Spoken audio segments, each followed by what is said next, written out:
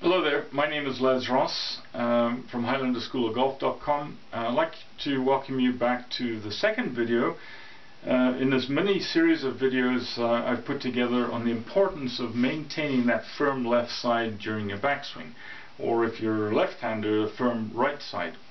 Now, if you recall, during the first video I showed you the impact that a left elbow break actually has in reducing your backswing torque potential and your corresponding distance potential. During this video I'm going to show you what a left elbow break has on your consistency. Now, I'm sure you're all aware, and it makes complete sense, that the more moving parts that you have in your golf swing, the more complex it's going to be, because on the downswing, the more motion that you have, or should I say, the more moving parts that you have in the swing, the more difficult it is to actually time all that motion to get you into the correct position at impact. So it stands to reason that the more moving parts you have, the more complex your swing is going to be, and because of that, the more likely that you're going to be less consistent from shot to shot. So if we were to look at the backswing in its simplest form, it consists of initial rotation of the left shoulder to initiate the backswing, and then obviously as you're progressing into the backswing, you're starting to cock your hands. On the downswing, the timing that you're concerned with is the release of the hands to get you into correct position at impact. Now, if we are to now add another moving part, in other words, we're going to add a left elbow break on the backswing, we're not only dealing with the coordination of the release of the hands, but we're also dealing with the coordination of the elbow getting back into the strong, firm position at impact in order to make a successful shot. So, although that movement may be subtle, when you come to think of it, you've now just increased the complexity of this part of your swing by 2 times. Instead of dealing with one movement of the hands to coordinate in the downswing, you now got the secondary motion of the elbow. And even though that elbow movement might be subtle, if you don't get that back into the correct position at impact, your hands and your club face are not going to be in a correct position.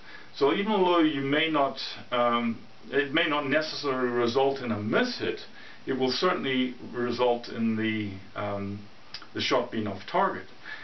The other area that I see the left elbow break impacting is on your swing balance. I always encourage students to initiate the swing by a rotation of the left shoulder. And that's because the more rotation that's involved in the backswing, the less likely you are to experience any lateral backward shift of your axis of rotation. Because any backward shift is going to put your axis off balance, and if you don't shift that axis back into the correct position at impact, you're most definitely going to result in a miss hit. So what I see a lot with high handicap players especially is that the backswing is initiated by the hands and a corresponding break in the elbow. So it's the hands are starting to pull the club face back, the elbow then starts to break, and as a result of that, it's all lateral movement, and as a result of that, it tends to pull your axis off balance. And if you can see what's actually happening to my shoulders, it doesn't encourage much rotation. So the hand movement comes first, then the elbow, and you can see I'm well into my backswing with very little shoulder movement. As against, if I keep my left arm firm, as soon as you start to move on the backswing, your shoulders are starting to rotate.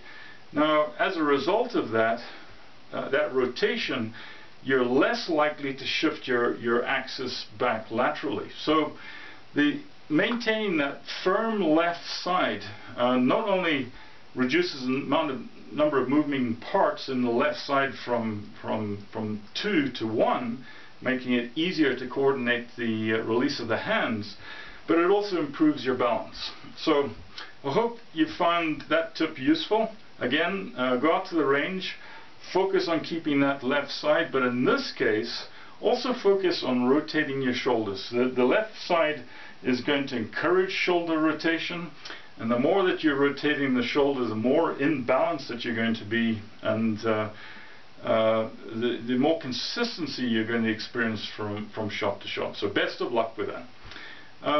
That concludes this video. The last video that is coming is going to be just showing you how to use your setup to encourage a firm left side, because setup does impact the way that left side operates during the backswing. So until then, I look forward to seeing you then. Bye for now.